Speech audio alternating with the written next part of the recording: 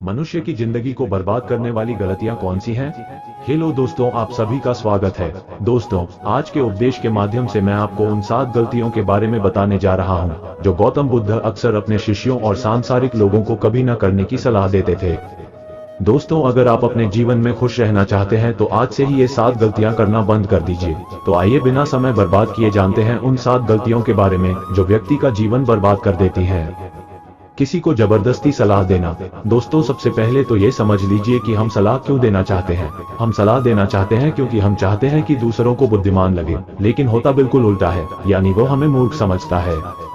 दोस्तों देखिए, 2 तरह के लोग होते हैं। एक तो वो जो बड़ी बड़ी कहानियां सुनाते हैं लेकिन उनकी बातों का लोगों पर कोई असर नहीं होता, और दूसरे वो हैं जो एक शब्द कहते हैं और लोगों के दिल कांप उठते हैं। इसलिए ऐसा इंसान बनो जिसकी हर बात की वैल्यू हो। एक छोटी सी घटना से मैं आपको समझाता हूँ। एक बार गौतम बुद्ध जंगल के रास्ते से गुजर रहे थे, तभी एक साधु की नजर उन पर पड़ी और वो उनकी ओर आकर्षित हो गए। मित्रों, बुद्ध के प्रति आकर्षण होना स्वाभाविक था, और फिर वो व्यक्ति बुद्ध से पूछता है कि मुनिवर, क्या आप भगवान हैं? बुद्ध कहते हैं नहीं। तब भिक्षु पूछता है, तो फिर क्या आप सचमुच भगवान हैं? बुद्ध कहते हैं नहीं। बुद्ध तब कहते हैं कि मैं भी तुम्हारी तरह एक आदमी हूँ, सिर्फ इतना अंतर है कि मैं जाग रहा हूँ और तुम अभी सो रहे हो। तब भिक्षु बुद्ध कहता है कि तुम्हारे चेहरे की चमक देखकर लगता है कि तुम एक आदर्श व्यक्ति हो, वो एक आदमी है। अतः मैं ये जानना चाहता हूँ कि आपके गुरु कौन हैं और किसके मार्गदर्शन ने आपको एक आदर्श मनुष्य बनाया? बुद्ध कहते हैं कि शुरू में मेरे कई गुरु थे, लेकिन मैं आत्मज्ञान के इस पथ पर अकेला ही चला और मैंने सैकड़ों गलतियां की। उसके बाद मुझे स्वयं ही आत्मज्ञान प्राप्त हुआ। ये सुनकर भिक्षु क्रोधित हो गया और बुद्ध से बोला, जाओ, मैंने तुम्हारे जैसे बहुत से पाखंडी देखे हैं, तुम गुरु का सम्मान लूट रहे हो। बुद्ध का उत्तर बिल्कुल सही था, लेकिन व्यक्ति के भीतर के बुद्ध का उत्तर गलत था।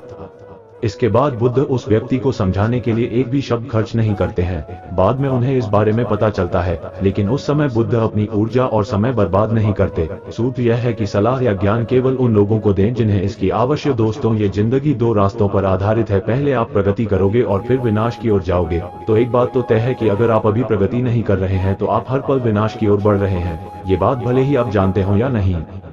दोस्तों, लोग नशा इसलिए नहीं छोड़ते क्योंकि उन्हें अभी तक पता नहीं होता कि यह भविष्य में कितना विनाशकारी हो सकता है। इसलिए जो चीजें आपके भविष्य में बाधा बन रही हैं, उन्हें धीरे धीरे ही सही, आज से ही छोड़ना शुरू कर दें, फिर आपकी जिंदगी धीरे धीरे बदलने लगेगी।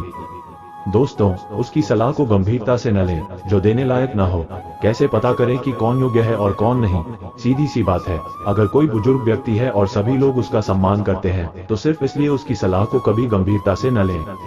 बड़े बुजुर्ग अच्छी सलाह देते हैं, लेकिन ये हर बार सच नहीं होता। दोस्तों, अगर आप कुक बनना चाहते हैं और किसी गायक से सलाह लेते हैं तो संभव है कि गायक आपको सलाह तो दे, लेकिन आपका खाना नहीं बनेगा जो मानक आप चाहते हैं। हर सलाह को अपने अनुभव के आधार पर परखें और बिना अनुभव किए किसी नतीजे पर न पहुंचें। तो दोस्तों, हर किसी की सलाह को गंभीरता से ना लें। इस पूरी दुनिया में अगर कोई है जो आपको निस्वार्थ भाव से प्यार करता है तो वह आपकी अपनी माँ है। दोस्तों, गौतम बुद्ध की माता, जिनका नाम महामाया था, ने बुद्ध को जन्म देने के 7 दिन बाद अपना शरीर त्याग दिया था। उसके बाद बुद्ध की मौसी, जिनका नाम रानी प्रजापति था, ने उनका पालन पोषण किया। गौतम बुद्ध ने अपने उपदेशों में अक्सर सांसारिक लोगों को ये सलाह दी है कि उन्हें अपनी माँ से प्यार करना चाहिए और उनकी देखभाल करनी चाहिए, और न तो अपनी माँ का अपमान करना चाहिए और न ही किसी और को ऐसा करने देना चाहिए। लेकिन देखो मनुष्य का स्वभाव क्या है, वो उससे भी प्रेम करता है जो उससे प्रेम नहीं करता। दोस्तों, जिन लोगों को लगता है कि उनके पास जीवन में कुछ बड़ा करने का कोई बड़ा कारण नहीं है, तो आइए आज मैं आपको एक बड़ा कारण बताता हूँ।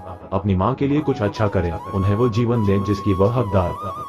दोस्तों, अगर आप ध्यान से देखेंगे तो पाएंगे कि आप सारा दिन दूसरों के बारे में सोचते रहते हैं और फिर अंत में दुख ही मिलता है। इसलिए स्वार्थी बन जाएं और खुद से प्यार करें, लेकिन एक बात याद रखें कि खुद से किसी से प्यार करने या स्वार्थी होने का मतलब यह नहीं है कि आप दूसरों को नुकसान पहुंचाएं। मित्रों, बुद्ध भी स्वार्थी हो गए थे ताकि उन्हें ज्ञान प्राप्त हो सके। जब उन्हें आवश्यकता पड़ी तो उन्होंने अपने पिता, पुत्र, पत्नी या राज्य के बारे में नहीं सोचा और केवल अपने बारे में सोचा और सब कुछ छोड़कर जंगल में चले गए। इसलिए जीवन में स्वार्थी होना जरूरी है, लेकिन सही मकसद के लिए और ताकि इससे किसी को नुकसान न पहुंचे।